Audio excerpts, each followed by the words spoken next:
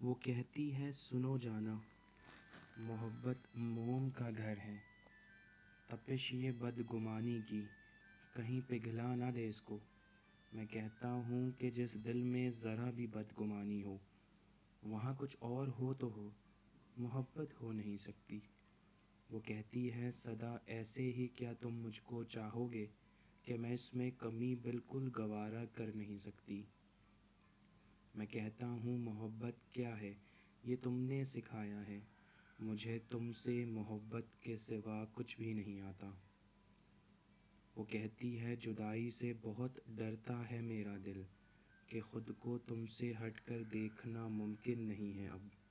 میں کہتا ہوں یہی خدشے بہت مجھ کو ستاتے ہیں، مگر سچ ہے محبت میں جدائی ساتھ چلتی ہے۔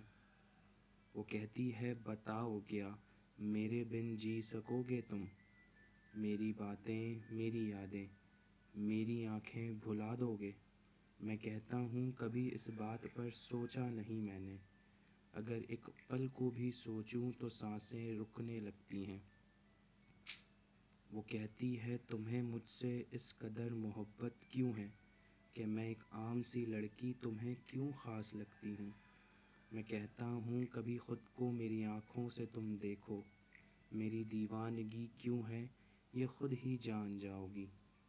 وہ کہتی ہے مجھے وارفتگی سے دیکھتے کیوں ہو، کہ میں خود کو بہت ہی قیمتی محسوس کرتی ہوں۔